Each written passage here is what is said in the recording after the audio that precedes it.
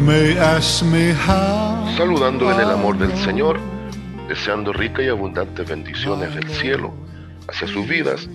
Ha llegado la hora de compartir el devocional, el pancito diario de vida que tanto bien hace a nuestras almas. Vamos a observar esta semana predicadores y predicación. Predicadores y predicación. Y quiero comenzar con aquel que inauguró el tiempo para la manifestación del Mesías. Me refiero a Juan el Bautista. Quiero que comencemos esta temática de predicadores y predicación observando la forma y el centro, el énfasis del mensaje que presentó Juan el Bautista. Y en la medida que nos acerquemos a predicadores y su predicación, irnos haciendo una idea de cuál debe ser el foco central de la predicación de la iglesia en estos tiempos.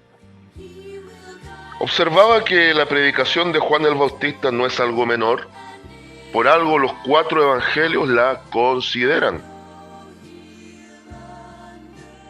Mateo y Lucas, muy similares, detallan cosas bien profundas. Voy a elegir el Evangelio de Marcos para presentarla en un lenguaje claro y directo, pues ese es el método que usó Juan Marcos, el escritor de este Evangelio, para presentarnos estos sucesos tan maravillosos relacionados con la vida y la obra del Señor Jesús, comenzando por su heraldo, el heraldo del rey, el Bautista. Cuando también el evangelista y apóstol Juan, en el inicio de su evangelio, habla del testimonio del Bautista, igual nos presenta cosas muy profundas.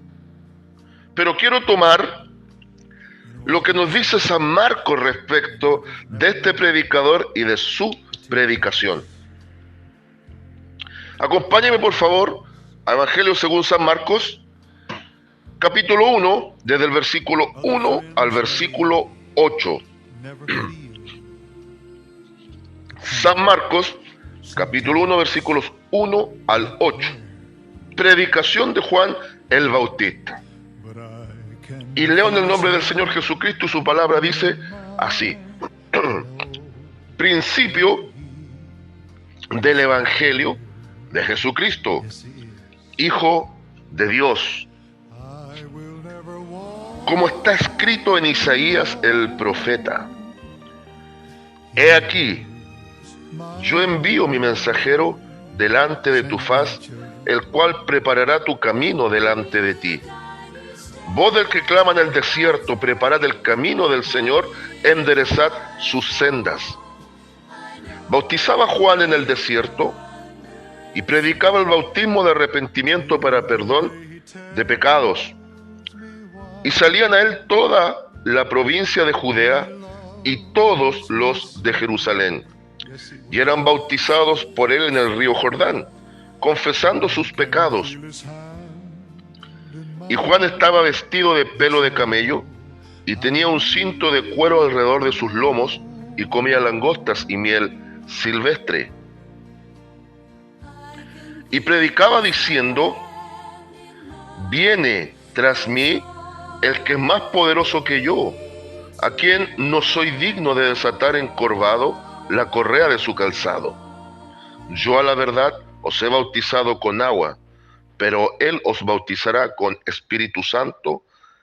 Amén. Aquí quiero poner a prueba su capacidad de observación o su conocimiento bíblico respecto de ciertas temáticas.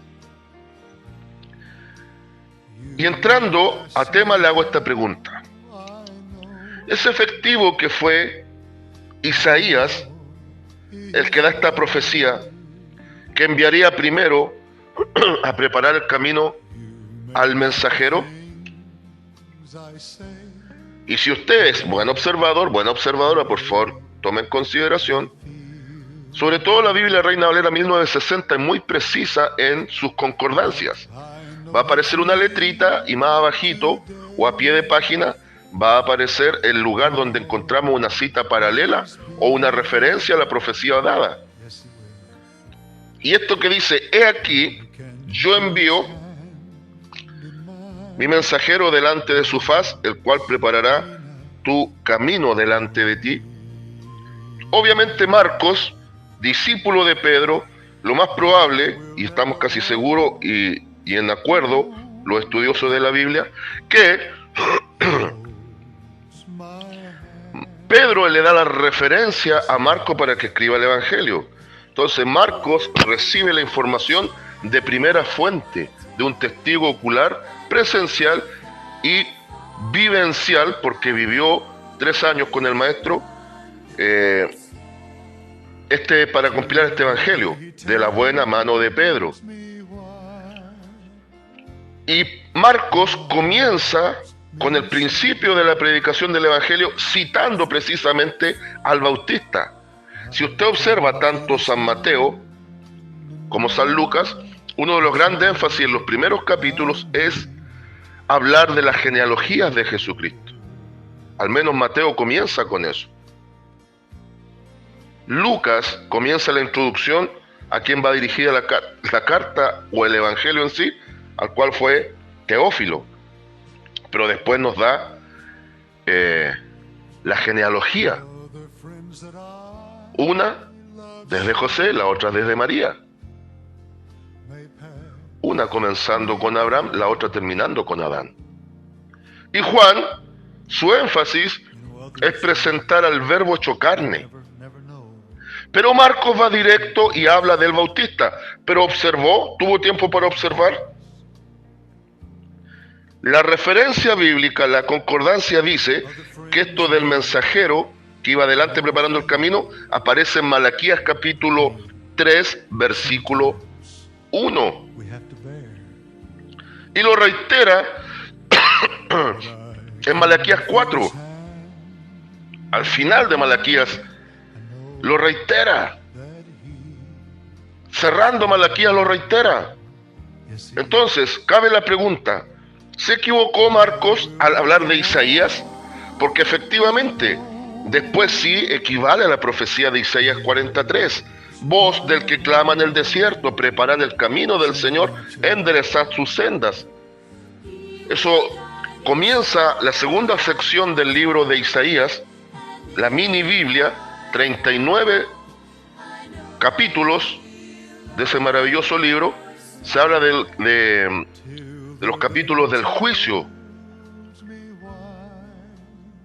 Y Isaías 40 hasta el 66, los 27 restantes capítulos que resumen y ponen como la mini Biblia los 27 libros en 27 capítulos, los 27 libros del Nuevo Testamento en 27 capítulos, comienza con la predicación de Juan el Bautista. Pero en Isaías, ¿qué pasó acá? ¿Por qué pone como que fuese las dos profecías dadas por Isaías, si una eventualmente fue dada por Malaquías? ¿Notó eso, cierto? Espero que lo haya notado, y yo se lo voy a explicar ahora. ¿Tiene contradicciones la Biblia? ¿Tiene errores en sí misma? Por supuesto que no. La palabra eterna de Dios que quedó revelada y quedó inspirada y escrita, la palabra en sí es perfecta.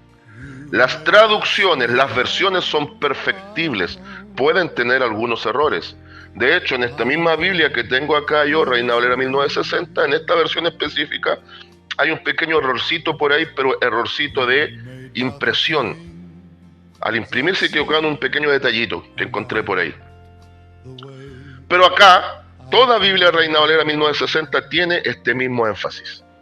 Como está escrito en Isaías el profeta, y cita efectivamente una profecía de Isaías, pero cita otra de Malaquías. ¿Qué pasó aquí? Lo común era que se considerase al profeta mayor, aún aplicando una profecía equivalente o complementaria de un profeta menor. Entonces, Marcos obviamente sabía que había sido Malaquías, pero lo asocia a la profecía de uno de los profetas mayores. No se olvide que la profecía en Biblia presenta 4 profetas mayores: Isaías, Jeremías, Ezequiel y Daniel. Y se le atribuye el libro de Lamentaciones a Jeremías. Y después viene el listado de 12 profetas menores, que va de esta manera: Oseas, Joel, Amós, Abdías, Jonás, Miqueas, Nahum, Habacuc, Sofonías, Ageo, Zacarías y Malaquías, 12 profetas menores. Entonces, muchas veces estaba la costumbre del escritor de turno de citar al profeta mayor y ligar una profecía que reforzase la profecía del profeta mayor a través de un profeta menor, pero se la adjudicaban como parte de la profecía de un profeta mayor. Entonces, no hay error aquí, sino que simplemente Marcos está enfatizando que el profetismo ya anunciaba respecto de este hombre que prepararía el camino del Señor. Dada esa explicación, ahora me quiero centrar principalmente en el énfasis de la predicación de este predicador, Juan el Bautista. Ya estaba profetizado, obviamente en Malaquías, pero acá se cita dentro de lo que dijo Isaías, que este profeta vendría con el espíritu de Elías. Ahora, muchísima atención. No crea usted que la Biblia está respaldando la reencarnación. ¿Cómo es esto que viene con el espíritu del profeta Elías? ¿Es que acaso Elías reencarnó en Juan el Bautista? Y la respuesta contundente y tajante es absolutamente no. No existe reencarnación en Biblia. Hebreos 9:27 lo dice: y de la manera que está establecido que los hombres mueran una sola vez y después de esto el juicio. Pastor, ¿y qué pasó con los resucitados los días del Maestro? ¿Qué pasó? Esas son excepciones a la regla. Fue para que Cristo contundentemente confirmase con hechos tangibles, con milagros poderosísimos, que realmente Él es la resurrección y la vida, como enseña en San Juan 11:25. Entonces, significa que Juan el Bautista venía con las características, con un espíritu, con un carácter, con una forma, con un proceder y con una misión muy similar a la que tendría el profeta o la que tuvo el profeta Elías. Incluso la forma de vestir identificaba a Juan con Elías. Y esa forma de vestir tan rústica habla de que fueron hombres apartados absolutamente para Dios como nazareos. El voto nazareo aparece en el libro de Números capítulo 6. Hombres apartados, consagrados desde el vientre de sus madres al servicio absoluto de Dios. El caso del tisbita es casi bien misterioso. De pronto aparece en la escena este hombre que Dios había preparado anticipadamente para confrontar un tiempo negro en Israel, donde en el matrimonio insano entre Acab, el timorato rey cobarde, y la perversa reina pagana Jezabel, produjeron un tiempo terrible de idolatría en el corazón del pueblo. Y Dios levanta con un mensaje duro, fuerte, confrontacional a Elías, a fin de volver el corazón de Israel hacia el Dios verdadero. Israel claudicaba entre dos pensamientos: si seguir a Baal como Dios o seguir al Dios de sus padres, Jehová. Y todos saben la historia ahí circunscrita dentro del primer libro de los Reyes, capítulo 18. La gran victoria en el Monte Carmelo. Pero ahora Dios levanta a uno con características similares a Elías el tisbita, con una gran y contundente diferencia. Este profeta de Dios no realizó ningún milagro a la usanza de los profetas del Antiguo Testamento. Y aunque venía con el mismo espíritu de Elías, Elías se evidencia como el profeta de fuego, porque el fuego era una de las formas que Dios le respondía, ya fuera en el holocausto o ya fuera para protegerlo. El comienzo del segundo libro de los Reyes nos evidencia cuando quisieron prender a Elías, cómo él oraba a Dios y pedía que cayese fuego del cielo y consumía a los que lo querían arrestar, los destruía. Entonces tenemos a Elías, el profeta de fuego, y ahora Dios levanta un profeta de agua. Levanta un profeta con un ministerio muy diferente, pero que su énfasis, su enfoque es el mismo. Ahora levanta a Juan el Bautista, un hijo de lo imposible, un hombre de desierto, un hombre rústico, con el carácter del Elías bíblico, el tisbita del antiguo, para volver el corazón de Israel hacia el Padre perdonador. Entonces, tenemos la característica del predicador. El predicador debe ser un hombre que confronte, pero sin caer en los vicios y en la exageración y salirnos del marco bíblico. Ya estoy en consejería.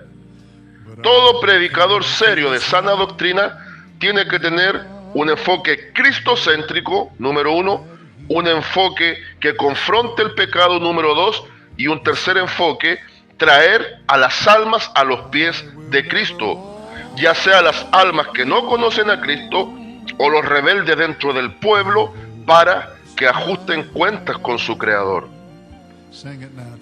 Entonces, las características del profeta son esas, las características del predicador son esas.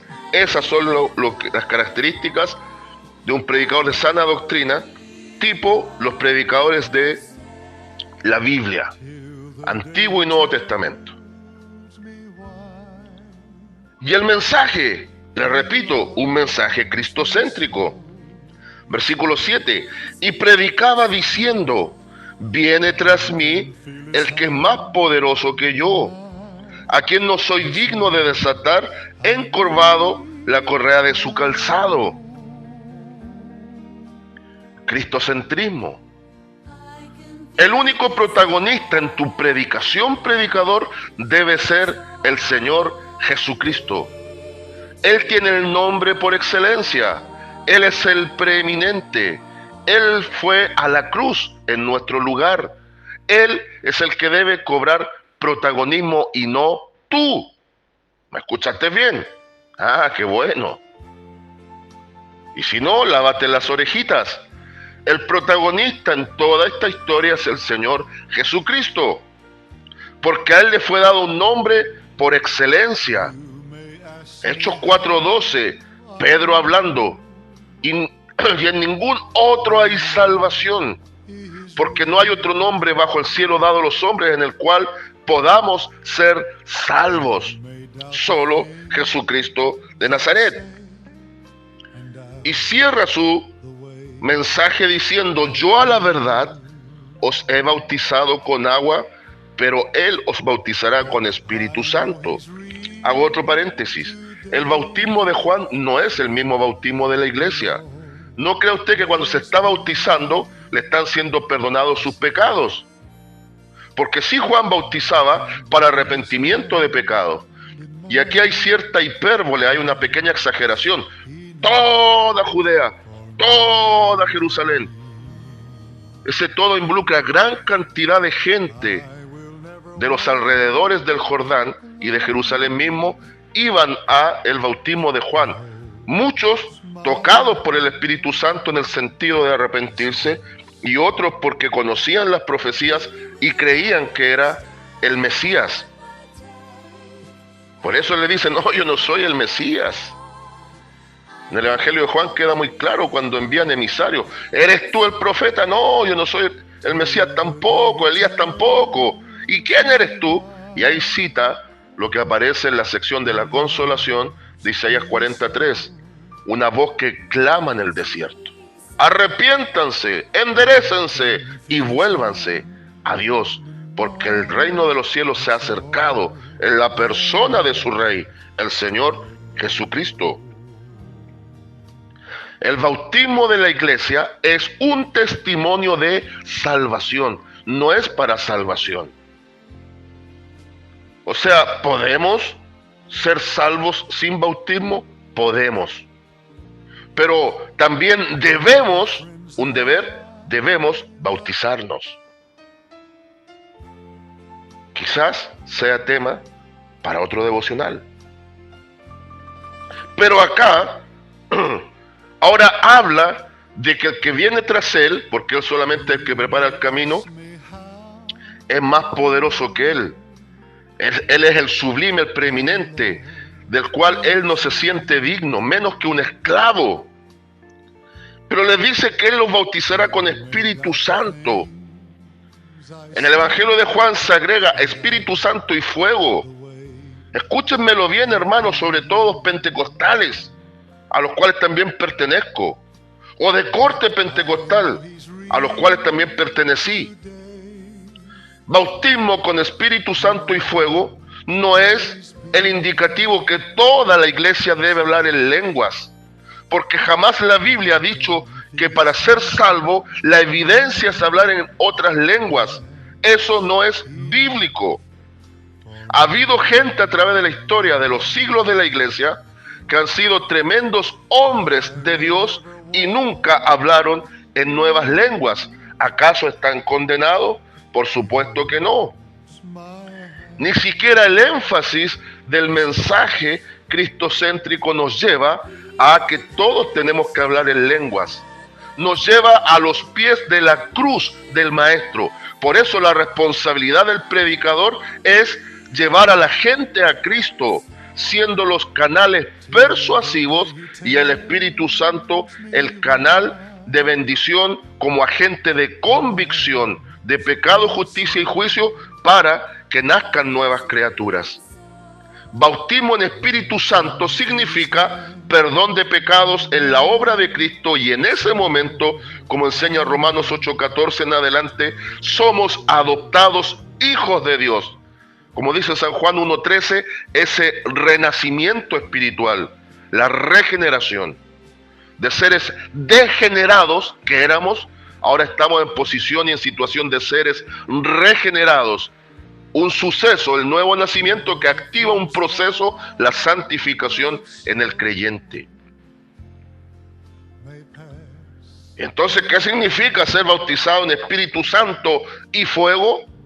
Que así como Cristo viene a salvar, la palabra fuego establece un juicio. La obra de Cristo tiene como la misma espada de la palabra así tipificada, tiene dos filos. La obra de la cruz tiene dos filos. Salvación para el que acepta la oferta de amor, y el filo del fuego y juicio de aquel que la rechaza.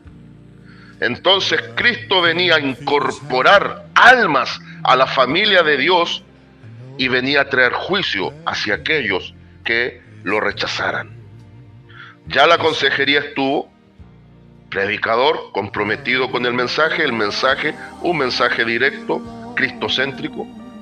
La conclusión, tenemos que llegar a los prototipos bíblicos de predicadores, consecuentes, comprometidos y con ánimo pronto de anunciar las buenas nuevas, con seguridad, con denuedo y con claridad. Consigna y lema para el día de hoy: seamos como esa voz que clama en el desierto, es tiempo de volverse a Dios. Saludos de paz, amor y bendición desde Longaví a cada uno de ustedes. That's all I need to know. I can feel